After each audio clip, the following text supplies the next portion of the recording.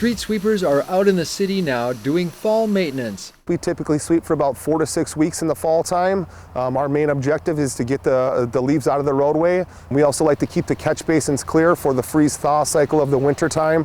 The more catch basins that we have to be able to drain, less freeze-thaw, less salt usage throughout the winter time. The brooms on the sweepers use water to help clean the streets. We use water just to kind of keep some of the particles down, and it helps us for a little bit better pickup. Drivers are required to stop and refill the sweeper's water supply at a fire hydrant, which stirs up iron sediment and can lead to brown water. It's recommended to avoid washing clothes if you notice brown water, and residents should know that it's safe to drink and will pass in a day or two. We ask that the residents do not blow any of their leaves into the roadway. Oftentimes we'll come back. We try to make it 2 to 3 times per season. We also ask that the residents keep their garbage cans behind the curb line and limit parked cars during street sweeping operations.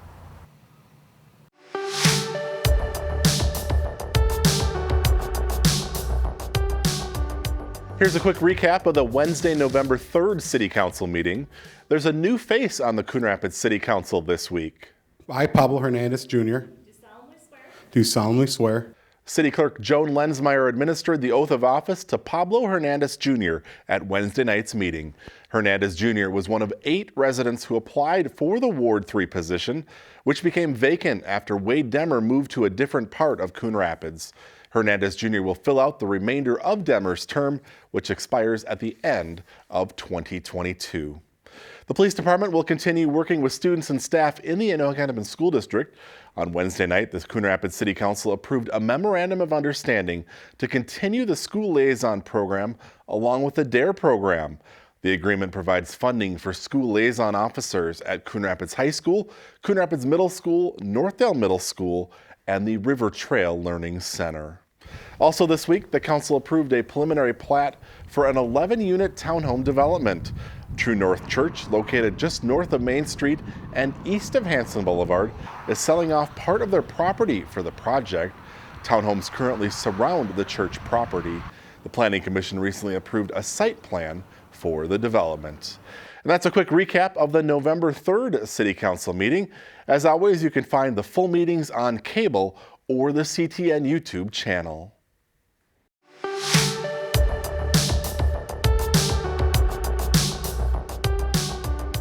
Here's the results from Tuesday's school district election. For School Board Member District 3, Casey DeShane beat incumbent Bill Harvey by about 160 votes. In District 4, Matt Adet came out on top with more than 5,300 votes. Dave Dirkswager received about 2,600. Anna Dirkswager currently holds that seat but didn't seek re-election. And in District 6, incumbent Jeff Simon retained his seat with about 2,200 votes. Challenger Jill Bournes received about 1,400 votes. As for the 3 ballot questions, question 1, which renews the expiring operating levy, passed with about 60% of voters saying yes and 40% voting no. Question 2 also passed by about the same margin. It renews an expiring capital levy for technology. However, question 3, which would have raised new funding for student support and mental health, failed Tuesday night by more than 2,000 votes.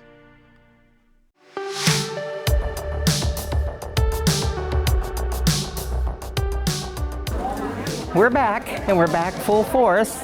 On Thursday, the Super Senior Club took over the Coon Rapids Civic Center for their annual bazaar and flea market after last year's break due to COVID-19. I just got a whole bunch of Christmas decorations for family gifts.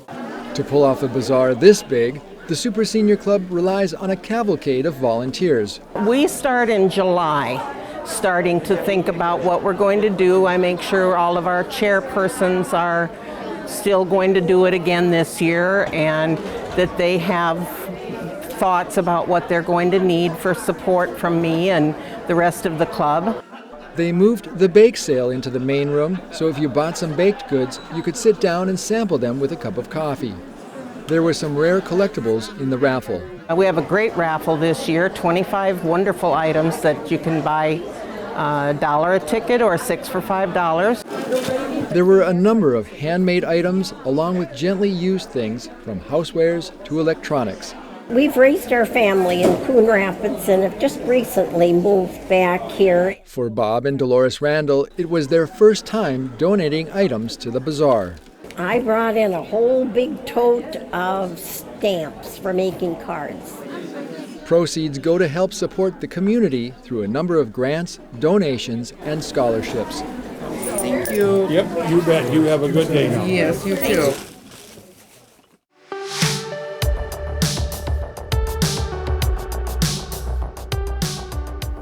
Oh, well, it's very sad, actually. Apparently, a man dressed as a clown tried to get into the theater tonight. Oh, he said he was Tito Morelli. Oh, no. Oh, yes. Students at Anoka Ramsey Community College are back on stage for the first time since the pandemic, performing Lend Me a Tenor, which is set in the 1930s. So Tito Morelli, he comes to Cleveland, Ohio to put on a show. He's a famous Italian opera singer, and he's putting on Pagliacci for a big audience that is excited to see him. And then something goes on, and someone has to replace him. Hi there. Surprised to see you. In an attempt to salvage the evening, hysterical mix-ups and confusion ensue. It leads to lots of laughs for the audience. A little bit kind of like slapstick, high action stuff, you know, a little bit of chasing, picking people up, all of that. So it definitely keeps you entertained. There's no parts where anybody's going to be bored, I assure you. The cast includes both veteran performers and students who are performing for the first time. And they all hope you come and check out this lighthearted and funny production. This is our first performance again since COVID to perform on the stage, and we really want that theater vibe to come back, and we just hope that as many as people can come and enjoy. Lend Me a Tenor is being staged October 29th and 30th, as well as November 4th, 5th, and 6th at Anoka Ramsey. Performances start at 7:30 p.m. Tickets are free. For more information, log on to anokaramsey.edu.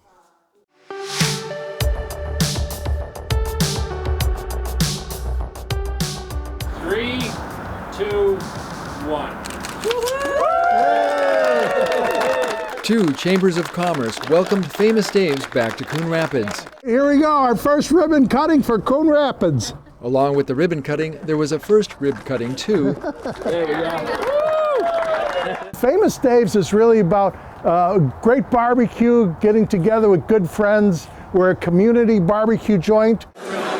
This Quick Q-style restaurant is the first in the nation for Famous Dave's. The owners had previously owned the Famous Dave's restaurant in Coon Rapids, which was torn down to make way for new development. Now, they say they're happy to be back. We have great recognition here, and honestly, Julie and I we had many choices of cities we could have went to, and we chose Coon Rapids. The Quick Q uses a cafeteria-style line for customers to order their food quickly. The first official customers through the line were Bev Basal and her daughter-in-law Sarah Basal, who also got to meet the Rib King, Dave Anderson. We were probably the last customer before this one closed down. In addition to dine-in service, the Quick Q offers to-go orders and catering too.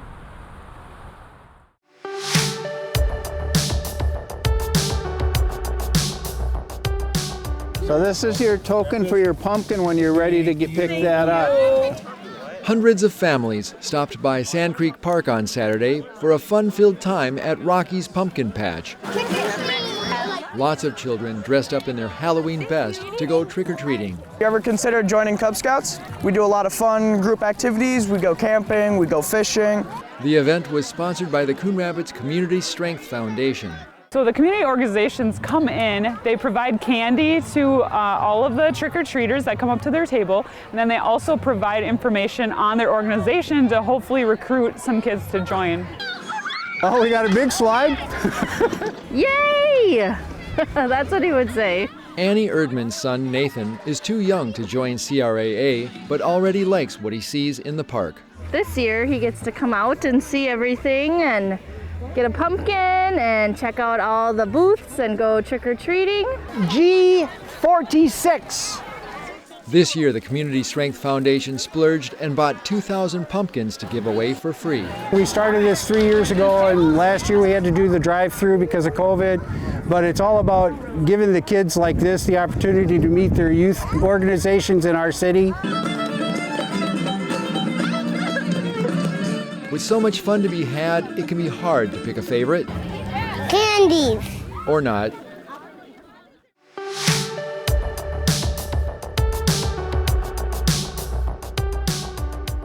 Here's a quick recap of the Tuesday, October 19th City Council meeting.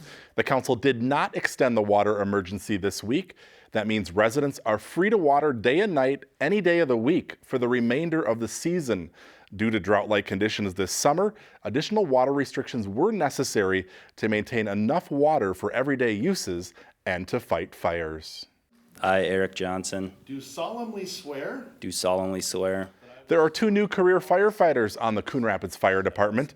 Eric Johnson was sworn in by Mayor Jerry Cook at Tuesday night's meeting.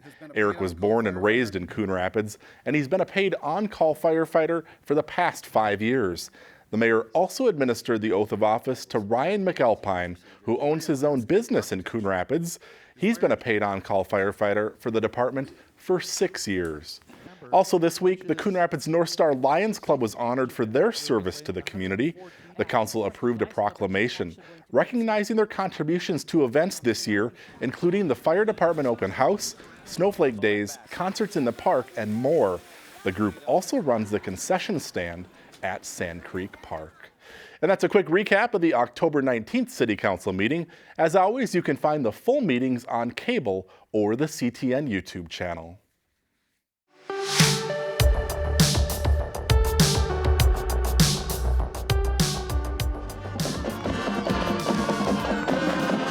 The Coon Rapids High School Marching Band played in the homecoming parade Wednesday night as people gathered along the half-mile route on Northdale Boulevard.